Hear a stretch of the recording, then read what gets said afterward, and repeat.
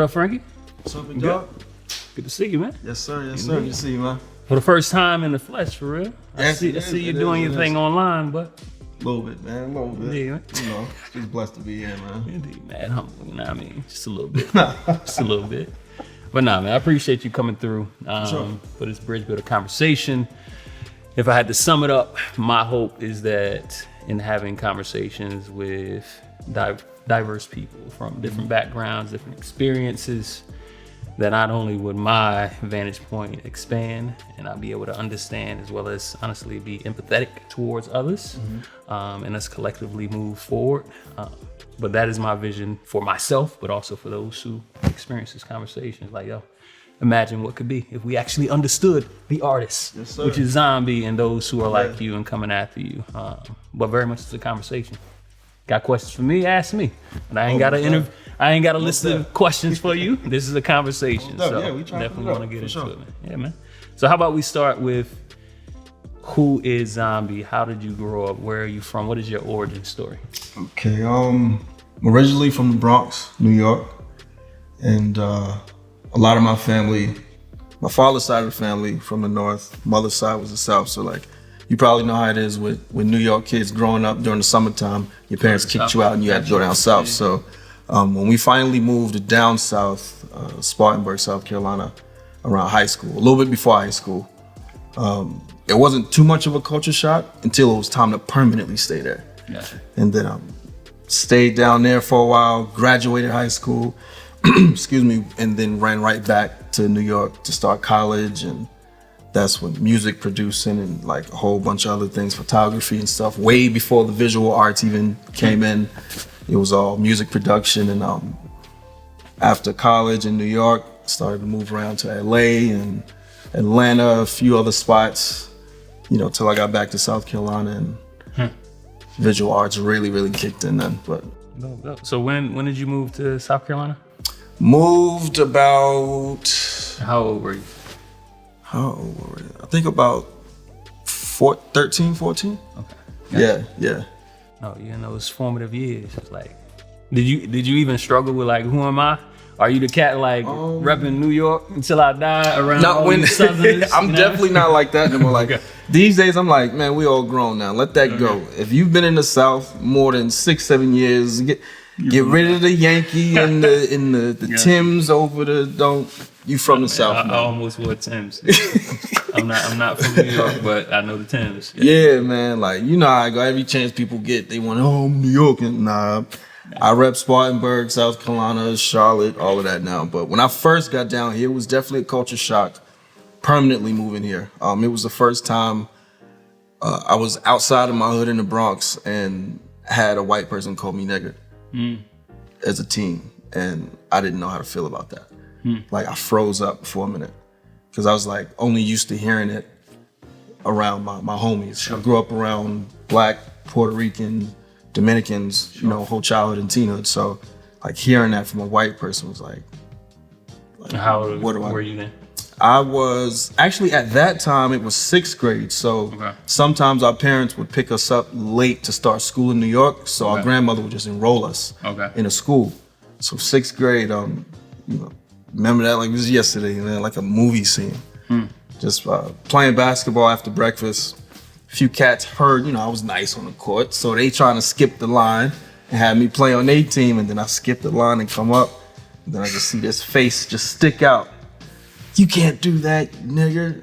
Oh, wow. It was like, I just, like, my whole body couldn't move at first, you know. But that was definitely one of my first moments of shock. Like, this is a little different. But then it started to get into more of like culture, you know, the culture that I really was looking forward to. Like, I grew up the Crown Vic era, like with the Eminem jackets and all of that in South Carolina. So like, it was cool really taking in that part of our culture, you know, the South. So It's dope, man. Like hearing you again, with this being our first real conversation, hearing the music, basketball. I'm like, man, do we need to step outside after this? I mean, we got the hoop. Because they ain't just say I play ball. I'm nice.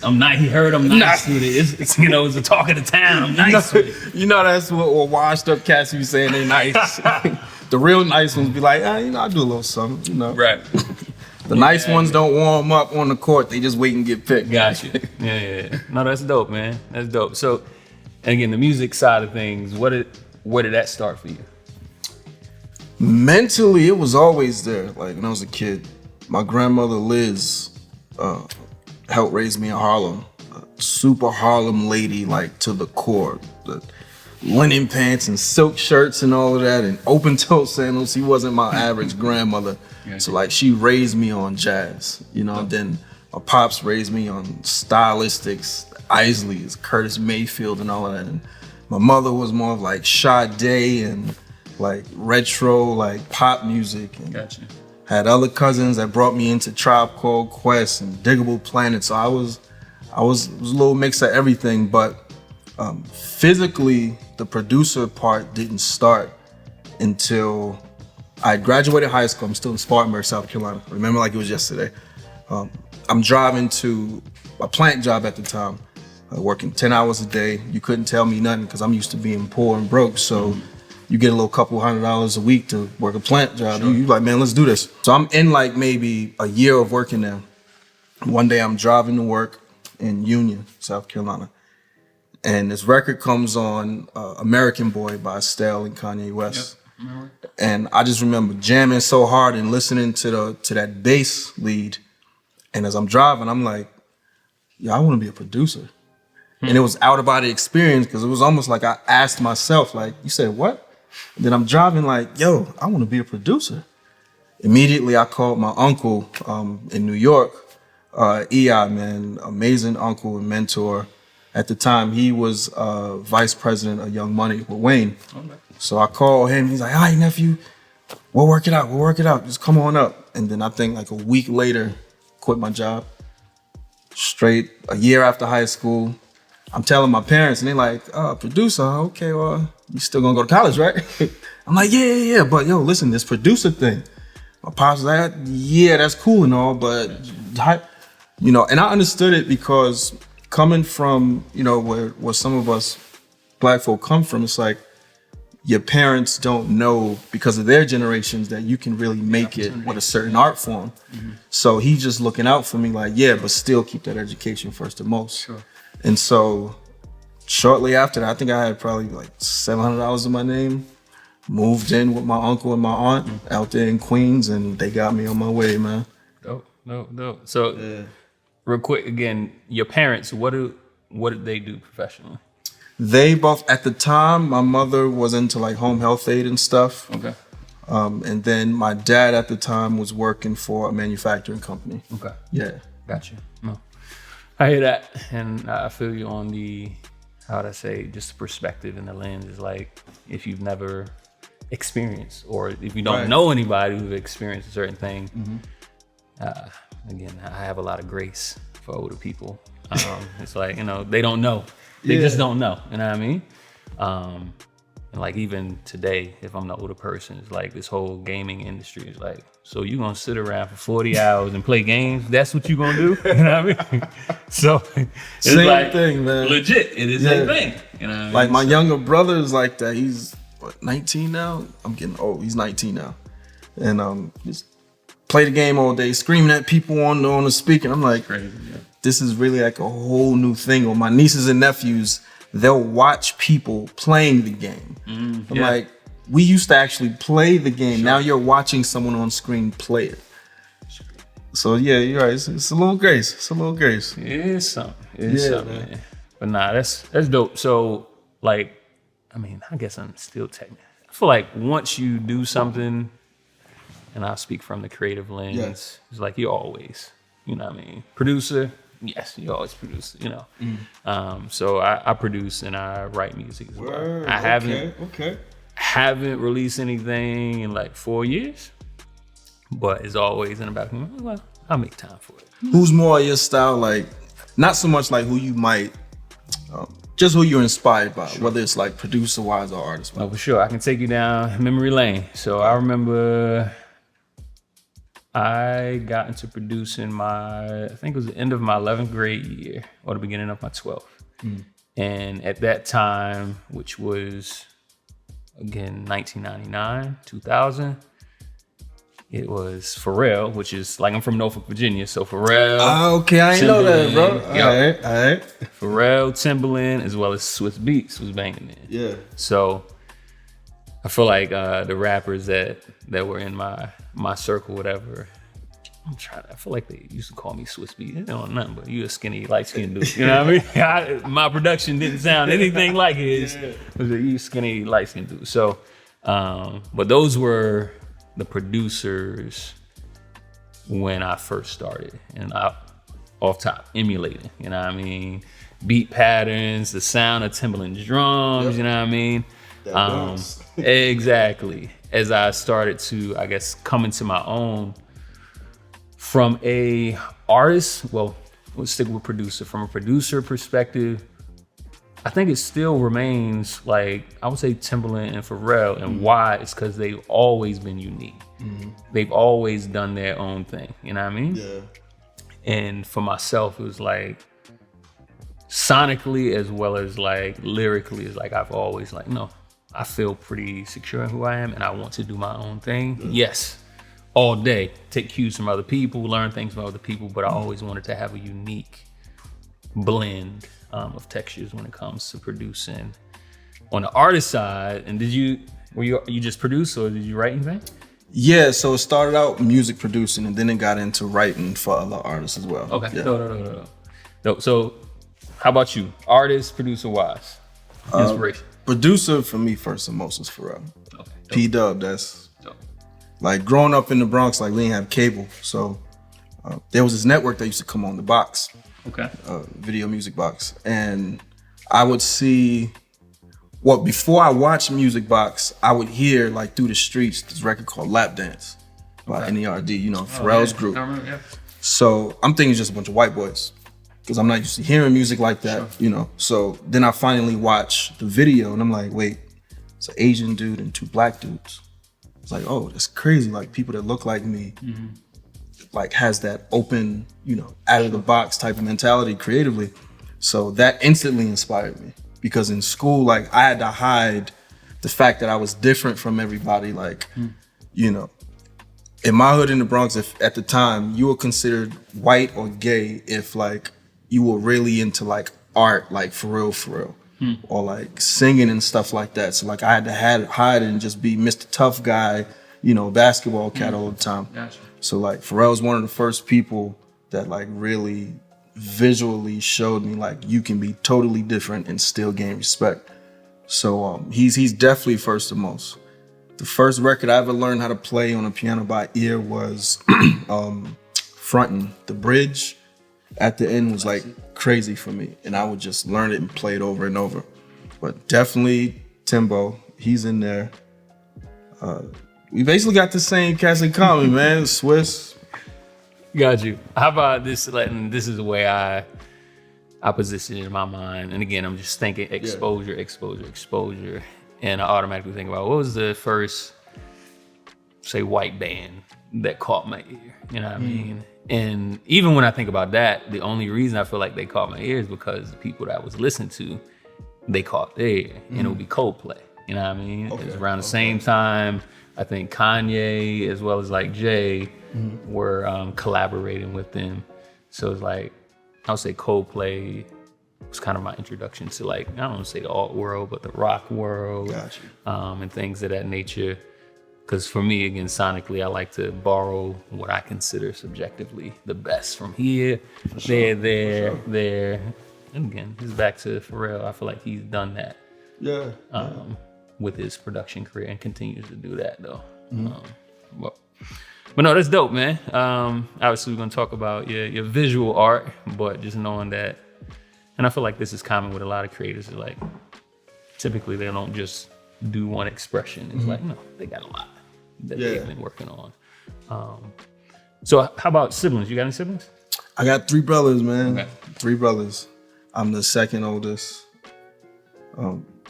Youngest 18 or 19, and then the oldest is 34. Second youngest is 28, I think. Gotcha. Yeah. Gotcha. Y'all tight fam or? Yeah, man. Yeah. Okay. We Those my dudes, man. I was just this weekend in Atlanta with my second youngest, and Gotcha. I've always waited for that moment with like amongst brothers when you can actually go out with your brothers and it feels like, yo, you my boy. Like Sure. sharing, exactly, sharing laugh jokes with the youngest right now. He's feeling that little back energy because I'm like, nah, I really don't want you. You know, even though we ain't out there doing no wild stuff, it's like, I don't want you to feel influenced. Like right now, it's like go time for you at 18 and 19. Gotcha. I don't want to have you at no party, no club, no kickback. Focus on getting all your ideas out. Sure. You know, my younger brother, he tries to follow and copy everything I do. And he's been doing that since like age 7. Where like when I'm making beats, he's trying to learn how to make beats on a cell phone until he gets the right, you know, equipment and stuff. Gotcha. And photography, DJ, all kinds of stuff. So it's like, I want to keep him on that path. Gotcha. So, you know, yeah, we pretty tight, man. Oh, dope, man. Dope. What about you? I am the next to the youngest of 4. Okay. Older sister, older brother, younger brother. I guess commonalities. We all ball, play basketball. Right. Let me see. The music thing is very much I don't come from a musical family. I had an uncle who was a music director, which is how I was introduced into showball. But yeah, sadly, yeah, we're not the tightest right now. Let's put it that way. Word, okay. One, distance is a thing, you know what I mean? My older sister's, she's still in VA. My younger brother, he's in Pittsburgh. My older brother, he's like on the North Carolina, Virginia line. So distance has been a thing. We was mad tight back in the day. Again, we did everything together. But as we've become adults, I think just distance is a thing, as well as, how would I sum it up? Being able to stomach difference of thought has been a struggle in some ways, you know what I mean? Yeah. Because I think, again, you think you know people. And again, to a degree you do when you're growing up. But when they move beyond the house and they learn different things, they get into different things, have different friends, you start to learn and you start to change. And I think reconciling that with what you know of somebody has been difficult. And how would I say, just the way I was raised is very much it can be a very my way, the highway type joint. For myself, I know that I'm energy. a little too. Okay. Again, you got your boundaries. So like, I got this grace for it, you know what I mean? But you know, when it's here, it's like, nah. For sure. So it's a little fragmented right now, but again, super tight. I believe the love is still there, but. Do you feel like y'all could like have different energies, but just have them all exist in just different spaces? Like, you know, let's say if y'all all on 4 corners of the country, right? Y'all all doing your own separate thing, but there's just that one common energy y'all all agree on when y'all come together. I believe anything's possible. I'll start there. When it comes to, you know, hard-headed humans, again, time is the thing there. Yeah. But to your example, I think I've come to a place where I respect them as individuals, you know what I mean? Rather than the collective siblings and what we know. So, and we all have our different journeys. So I believe I'm at a place where I can respect that and I can care for them where they are, you know what I mean? As well as, how would I say, support and enjoy where they are, Right. as well as invite them into where I am. Because again, I keep going back to exposures. Like exposure changed my life. And I feel like for us as humans, is again, if you can't see the dream in somebody else or read it in a book, is like, how can you even start? You know what I mean? So I think in a lot of ways, it's just a disconnect of lack of perspective and exposure in some ways, you know what I mean? So That is the man, boy. You sure we not brothers? Man, listen, man. That exposure is the very first moment for me personally where I started to separate, not in a bad way, but separate from my brothers. When I moved in with my uncle, before I moved in, And still shouts out to my parents, man. They did and do everything they could for us. You know what I'm saying? But it was just certain things we just got used to seeing every day. Wake up, work, go to sleep, wake up, work, go to sleep. That became the norm. Sure. So when I moved in with my uncle, like the first thing he did was for all of the nieces and nephews of his that had just graduated high school, took them all to Jamaica. That's my first time with a passport out of the country. And like, that opened my eyes more so because for everyone else around me, it felt normal for them. So in my head, I'm like, why does it feel like I'm the only one excited right now? Got you. I get you now. And so like that took off for me, and I started to look at everything so differently, whether it was like my personal life, business, pushing hard, working 20 hours a day, like all kinds of stuff. And my brothers chose to stay in South Carolina. And so our perspectives, you know, again, started to change, and the things I was doing and expanding with started to change a little. So yeah, I can definitely agree as well that that's one element that that can change a relationship. No, absolutely. And Charlotte was that for me, from exposure. When I moved here after high school, it was that exposure. I give examples. One of them is like, you may know, that's my car game. You just kids playing in the street, curveball, whatever it is. You see a nice car, that's my car. That's my car. You know what I mean? And then mentally for me, it's the idea of that's as close as I'll ever be to something that nice. And again, it's in that bottles in that silo of. But when I move here to Charlotte and work with my uncle who has a mobile detailing business, I'm now sitting in that same car wiping the dash down. Again, it ain't mine, but at the same time, it's like it shatters that idea of that is the closest I'll ever get. Exactly. So it's just a mental and a lens of looking at the world that in a lot of ways, people are those opportunities. You know what I mean? Whether it's travel. For me, going to South Africa, it's like, yo, again, whether it's Shanties or Johannesburg, which is like Atlanta, you know what I mean? It just shatters your perception or widens your perspective on how big the world is, you know what I mean? And it allows you to dream bigger. Also, I would say just understand that there's a lot you don't know. You know what I mean? A lot you don't know. Yes, sir, man. But as you talk, and I think this is great to just transition into talking about, again, your art. Your visual arts and what you're doing right now. And again, I know you may want to be mad humble right now, but Frankie Zombie, I see you, online. I follow you, and I see the great things you're up to here locally as well as beyond Charlotte, which again I think is dope because it's like, cool. I'm invested here, but I'm also doing and looking beyond. Share a little bit about that, man. As far as like where it started or just where did it start? What you doing? You got to get into the highlights. I mean, you out here painting Mercedes Benz, you know what I mean, and they're paying you to do that. I mean, basketball courts here and there. I'm first and most, man, I'm blessed, grateful to God that like I can do or list these things, weekly. God has definitely changed my life, brother. And when it comes to visual arts, like to find a place in life where I can use these elements to speak to people, like through the art, is very, very thankful. But it's a couple cool things going on right now. I'm doing some things with BMW, doing some art cars. They got me in an NDA right now, so I can't mention too much on that. But Mercedes, that was a great experience with F1 in Miami. Working out something with NASCAR right now. We got a car design coming up for the video game next month. You designed Bubba Watson's car? Not Bubba. Not Bubba. I don't think I can say the driver's name yet. But they literally just sent me the new paperwork this morning and said, still don't say nothing, bro. No. Just wait. But a few different art cars going on right now. Everything is my canvas, brother.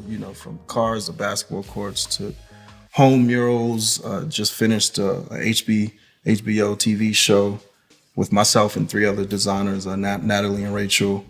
And that's gonna be wicked. It's not gonna be like your average like interior design house flip. It's like we do interior design and art everywhere. what I'm saying? So that's something I've been holding pretty dear to heart. Just trying to touch the world, man, with what God blessed me with, bro. No, I love it, man. I love your style and just the colors you use. Honestly, visually, it feels very Pharrell. Legit.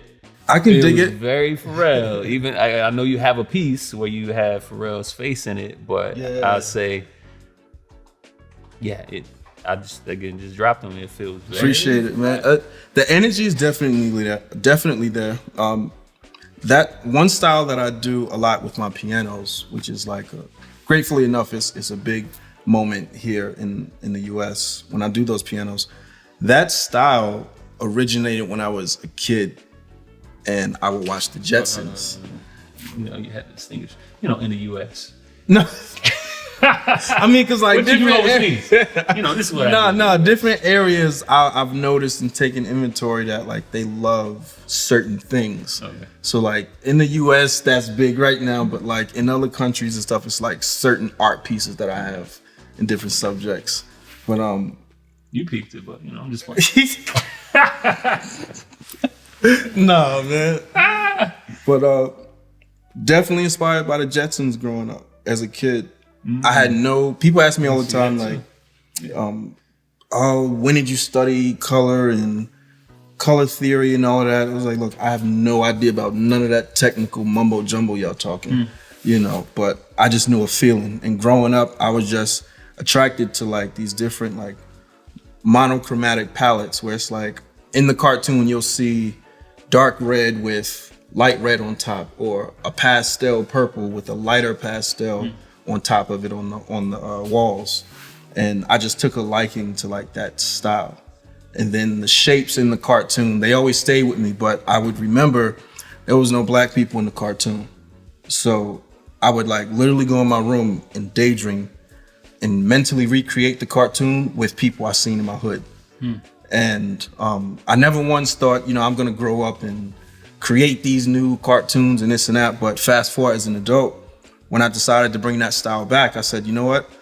I don't have a passion to want to draw these new characters, black characters. So I'll just be the black character in real life and still carry those same tones from the Jetsons and recreate and mold my own style. Because it's like, as a child, I'm thinking, how is this cartoon of the future and it's all white people?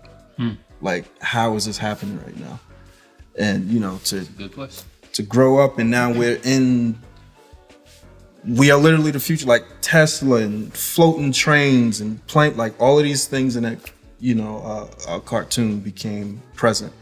And so I always promised myself that I would be that black person that will help these kids literally physically show them you can do this too. Like, I'm not just gonna write or send you a video of, hey, it's possible. Now I'm gonna pull up at your school. I'm gonna even though I dropped out of college, I'm gonna pull up to colleges and show you, hey, look, if college is for you, go hard. If it's not for you, here's a template of what I may have done to show you can do it too. So like, I always feel like for me, those are one of the bigger things I'm grateful for in art, that I can go back and show that young creative, that struggling artist that's old school. We not speaking and claiming that no more. Whether it's cinematographers and videographers, photographers, like there's so many different art forms, musicians, that whole struggling thing, like everybody struggles at some point. If you're a doctor, you may be in law school or med school eating oodles and noodles every night, until you graduate. So every art form has those struggling moments, you know what I'm saying? So I hear that. No. That's dope, man. I'm stuck on the Jetsons. I'm not sure if I thought about that. Yeah, if you ever go back to my work now and see those pastel palettes and the shapes. Yeah, I very much see it. Yeah, man. I'm just tripping on the future is white. And even with you saying that, I didn't really ask too much about it with the white kid calling you nigga in sixth grade. But I'm wondering how that moment, how you looking at the Jetsons and seeing that black people of color are not present in their projection of the future, how that plays into what moves you in your career. And I feel like you kind of spoke to that, you know, with schools. Every chance I get, like Jay-Z has this video clip that's going around all over now where it's like he walks into every room himself. Sure. And in the beginning of my career, I was not doing that at all. I thought I had to like walk into art interviews with suits on and, you know, stuff I would wear to a regular, you know, not regular, I have to stop saying that, but, you know, 9 to 5 and like pitch myself instead of just being me. Sure. But once I got out of that, I felt so liberated to the point where before I even open my mouth in a room, it's inspiring people. Now I can walk into a room with people that's wearing suits and watches and this and that and walk in with clothes on full of paint and still feel like, yeah, I'm in the room, like, sure, I'm here. And that alone, I started to realize inspired people to 100% be themselves. No matter who's in the room. If I'm in a room full of white people, I am myself regardless. I have no what people call white voice, no white demeanor, whatever that notion is, I am 100% me. Gotcha. Even, you know, when it comes down to the art, I have a style as well called my diary style where I actually write out phrases and things that was inspired by some tragic moments that happened in my life. And I would start showing these pieces at art galleries, well, not art galleries, art shows. And one part I would write is "We not niggas." And I would always hope that a white person would walk up to the art, read it, and then we have a conversation about it. Because in the beginning, when I first showed my art at an art show in South Carolina, which was like the city in Spartanburg where I grew up, it was like one of the most conservative, like way behind cities you'll ever run into, which was the city where I was first called a nigga. You know, go figure. But it was the first place I had ever done an art show, showed my work, but I was super nervous because I had wrote "We not niggas" on this certain piece of art. And the first person that walked up to me was an older white guy. And he didn't say the word, you know, he just pointed, he was like, you know, "I'd love to know about this moment."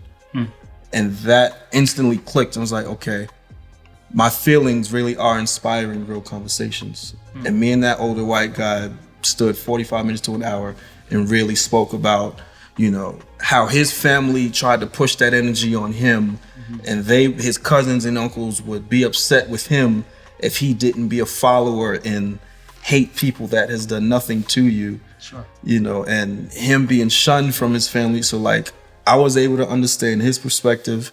He was be able to understand me, and like, it's so many small but monumental moments within my art career that reminded me daily to just be myself.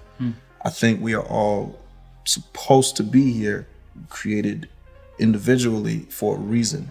Sure. Like, what's the need to be, you know, a follower? I believe in students and leaders. The whole follow aspect is, you know. Wow. No, that's dope, man. That's dope. To see that moment with the guy and reading that. I was hella nervous before. I'm not even going front, bro. I was a little nervous that a certain person would see it. It would get real disrespectful, and the old me would have to come out and, you know, lay hands on somebody. Like, all kinds of thoughts was going through my head before I presented work in this show. But after just that one conversation, like, it gave me so much confidence, because essentially, you know, like I was telling you, that style had originated from like finding out my mom had stage 4 breast cancer, like going through relationship issues, fake friends, leaving LA in the music industry behind. It threw me in a whole mental depression. Like, music industry had me like a whole alcoholic out here. Like, I had a hard depression, and my dad was one of the people that helped get me out of it. But that diary style helped me literally start putting my feelings on my sleeve. Because as you all also know, as a black man, like, told to be just super strong, shut up, don't say nothing. Sure. If we're going through something, whether it's family, friends, spiritual, physically, mentally, keep it in. If you don't, you're weak. And so that style helped me like just express anything I'm feeling. And it really inspired me as well when I started to see that other people could relate to that. No, that's dope, man. That's dope. I'm a firm believer that two of the greatest tools to bring people together to create those moments, art and food, in a way that I don't know anything else can. You know what I mean? Bring people to that point to at least have the opportunity to have those dialogues, those moments of learning. But as you speak about the dynamic of, how would I say, bottling things as a Black man, funny enough, and again, still on my journey, still exploring what's what, but I mean, naturally, I'm more of an introvert, you know what I mean? And I'm more of I don't say much, I just watch a lot.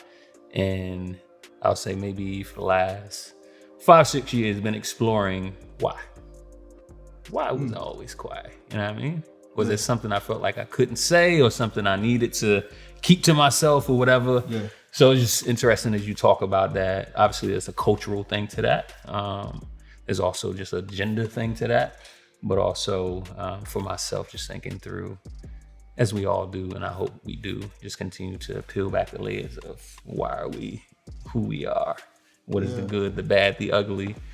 So we can move forward and I would say more freedom. But so I definitely want to transition our conversation into talking about the opportunities and challenges of bridge building. And when I say bridge building, is more the dynamic of, again, I love the way you look at it, like we're all leaders.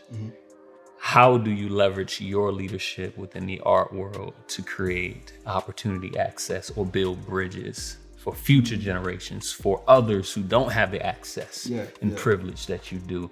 But before we get into that, I'm gonna bring a guest in as well. So I'm gonna bring Hanna in.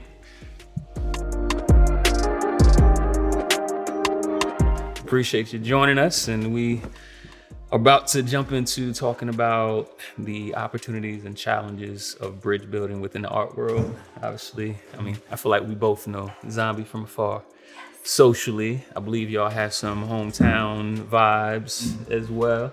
But as an artist, talking to him about that, definitely want to talk to you about, you know, the gallery world, empowering artists aspect of what you do. So I guess we could just talk about, I mean, tell us and sum it up.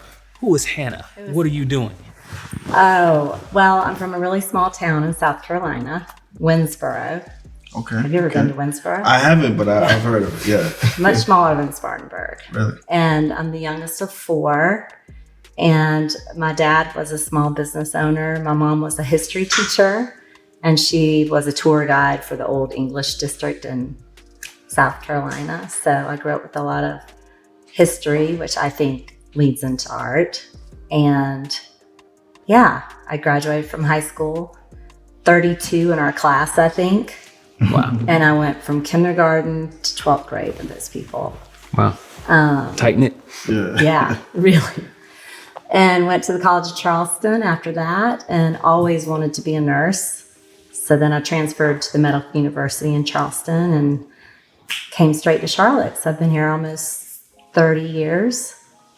And I started off in the pediatric ICU as a nurse at what was once Carolina's Medical Center. Gotcha.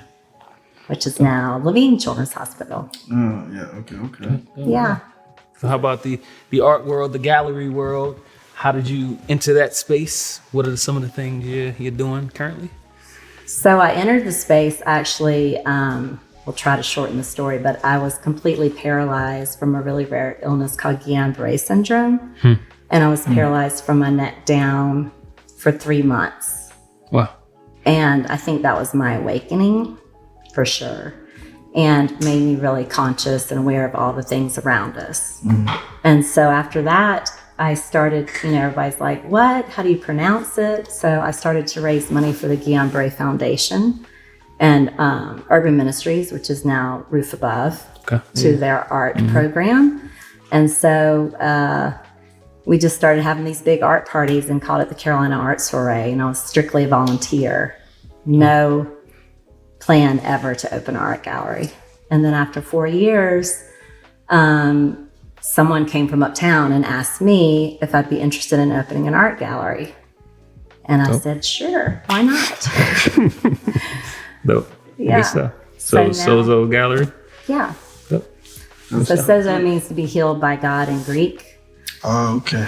I like that. Sweet. And I really wanted a name that was different, and maybe people might ask you questions about it. Okay. So we can form some relationships. For sure.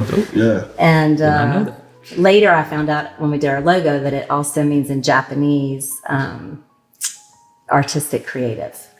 So, yeah. That's dope. So, I like that. 9 years of owning Sozo. Cool.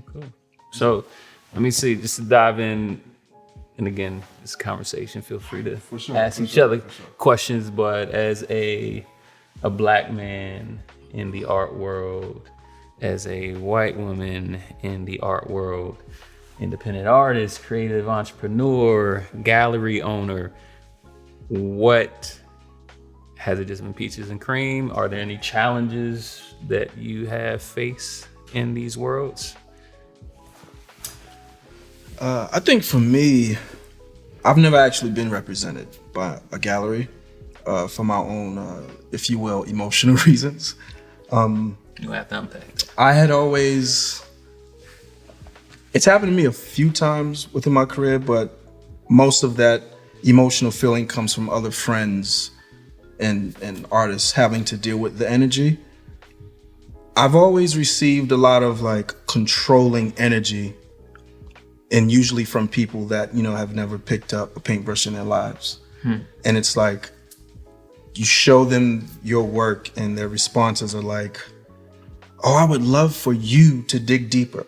I would love what maybe if you did this different, do that different. Like, no, here, I know what's better for you. And, you know, for a guy that grew up living in cars, welfare, shelters, struggling and all these different things, like to make it to where I am now without people telling me what to do, it's like, why would I give up like what got me here? You know, and it's not to say I'm against people lending opinions, you know, but especially in certain cities and states, I will say I've not really received that energy in Charlotte. But then again, I don't speak to too many galleries because of my emotional tensions with them. I just find a lot that they're not really trying to understand the artist. It's more so like, do this style. I know what's better for you. And then I'm going to take 40 or 50%. And so for the longest, I've had this chip on my shoulder of, I'm going to make it without you. I don't need you. Like, you know, but I've started to mature a little in that area. But a piece of me still feels like sometimes, how can someone run a gallery for the people that aren't creative at all, and they more so just know the business aspect? Like, how can they have these artists come to them and with no experience creatively tell someone what they should do without first trying to understand who they are? You know, I'd rather someone ask me about my art and where it comes from and how far I've come and what this color means or that color, instead of just, oh, this is great. I would love to see you do this over here. Or I would love for you to change your style. I would love you to make this product tomorrow, that product next week. I would love for you to rush your process for me. Gotcha. And that's where I start to close up and put a wall up and say, you know what? I'm independent until I'm off this earth. I don't really care about a gallery. So like, and again, I've not really received that energy here in Charlotte, but I want to more so understand that world of galleries. When you first started, for example, like to have artists come to you, or you found artists, like what was your process, or is your process when it comes to connecting with an artist? Oh, it is so different. Yeah. I mean, that's what I love about Sozo. When I first opened the gallery, people were asking me, what's your business plan? What's your business model? I had none of that. And our tagline is inspiring soulful connections. So to me, it's been more of the heart work than the business work, which is, a lot of people say, it's not always the smart way to run a business. But to me, it's always been about the relationships. And it's so interesting to hear you say that, because the first thing I tell all our artists that are a part of our team at Sozo is that I work for them. They don't work for me, because I believe in their work and their path, and I'm listening because I don't want to be told what to do either. And if they ask for feedback, I give it. Right. But it's just, and I always tell them, it's just my feedback. Doesn't mean it's right or wrong. So it's always been my goal to, when you ask people when they come into the gallery, part of our ethos always is, I don't care if it's the CEO of a bank walking in or if it's a homeless friend pulling a cart. We say hello and we welcome them and we tell them about the art. And the way we grow is hearing how other people respond to work. And part of connecting and listening and relationships. I'm all about relationships. So I think I do things completely different. And that's why I love what I do. Yeah. It's cool. It's cool. So yeah, you may not be one of the many. But you know, it's so funny because, you know, I went to school in Charleston and I would walk in as a white woman into a gallery where there were white people working and I would feel so intimidated. And I never wanted Sozo to be that way. Right. Like I've walked into many, and it's almost like there's this imaginary like guideline book of when you open a gallery, you have to have your nose in the air and be bougie and look down at everyone, and that's not art. That's not good. We don't want any abstract work. We only want portrait impressionism. You know, it's almost like no one wants abstract until you're dead. And that's another thing that I've been trying to change amongst different cities that I do work in, create in. Like portrait and realism, they get a lot, and impressionism, they get a lot of respect. But when it comes to abstract, I'd rather someone just say, I don't understand it, rather than this isn't good. Like, what do you mean this isn't good? What exactly? I personally don't understand good and bad when it comes to at least abstract art, because that's my realm. I'm more so of like, what does this art feel like? And then it's person engagement as well. You know, I'm sure with your gallery space, you don't just have a person drop art off and then that's it. Like, I'm sure you engage and find out who they are as a person as well. So when it comes to that energy between abstract, realism, impressionism, and so many other art forms and medias, I always find that abstract work is at the bottom, unless you have a big name you can attach to yourself with other people and celebrities and such, or, you know, again, when you've passed on. So that's that nose in the air energy is what's made me so cold to that gallery life. And a lot of friends here in Charlotte, you know, ask and tell me to tap in with different galleries, and I'm always like, oh, no, I'm good. I'm good. But I know I would love to have more conversations like these. You know, I appreciate you, brother, for setting this energy up, because when we spoke on the phone, he told me, you know, oh, is it okay? I was like, man, of course. I look for these moments where I can like really express how I've been feeling towards gallery owners and realize that not all of them are the same. I've just held on to the snobby areas of energy and just projected that on every one of them. And so it's like, you know. I think that's interesting. Again, speaking about not all of them are the same. So again, we're all individuals. For sure. You know, we're two black men with that. There's differences between us.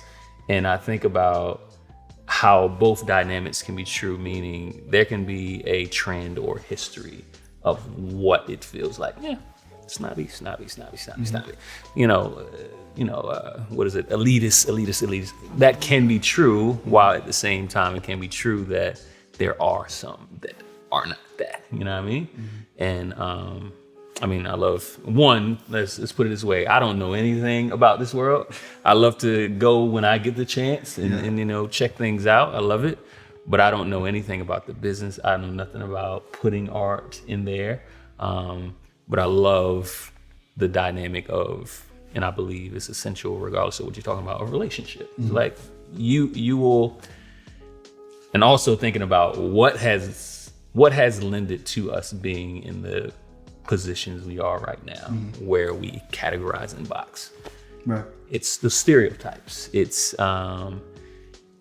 and again, how they play out in our lives may be different and to different degrees, but I don't believe we can solve that by doing the same thing.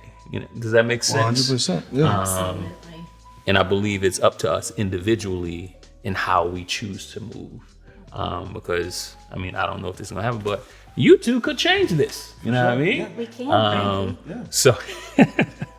So, but that's the reality. And Yeah, and I would say the difference between knowing something and doing something about it. This is my heartbeat, because I've had people, much like we talked about, had my uncle and my aunt be willing to take me in so I can go to school here. You know what I mean? And it took them making that decision. And I think in the same way for leaders, it's like every day it's, okay, what am I going to do with this decision? What am I going to do with this decision? How am I going to move differently because of this information?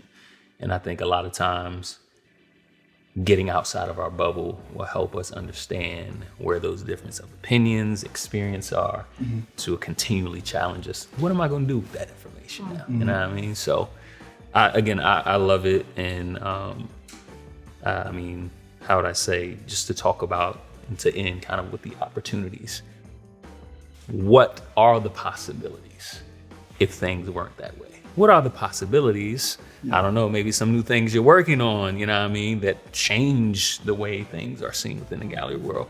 So I guess real quick, if you both answer, like, how would you sum that up? What are the opportunities if artists, galleries, individuals, leaders in the art world leverage their influence to create bridges, access, opportunities for other artists? Man, so much could change, man. Overall energy and connection, like understanding each other, understanding business realm versus the creative realm. Culturally, there could, I feel like, be so many more connections. We could both help each other grow beyond just our cities.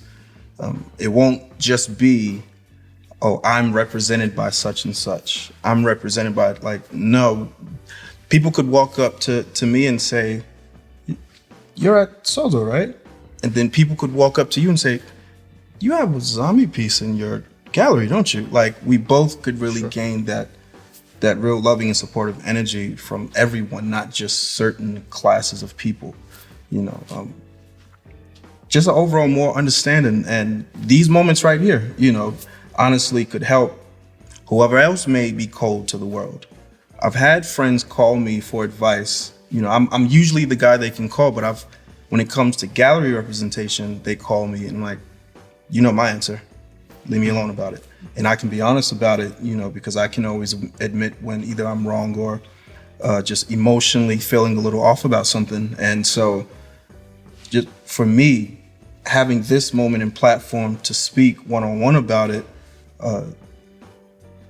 who knows how many people can see this after it airs in views and change their perspective. Who knows how many gallery owners might see that to say, you know what, maybe I should tap into the artists I at least represent right now and see how they really feel, or let them know my perspective on what we're building together, like really understand each other instead of transactional. I feel like it starts here, essentially. So how about you, if you had to answer that question, the opportunities of bridge building, what might that create? I think it would be great to see more businesses lead with their heart versus their business mind, and open up the doors for more people and hearing what they have to say. And that's what I always like to ask the artists and people that come in is what do you see? How does it make you feel? Because my job is to try to connect people to the art so they can connect to the artist. And I think that values and heart connection is what I'd like to see more in this world.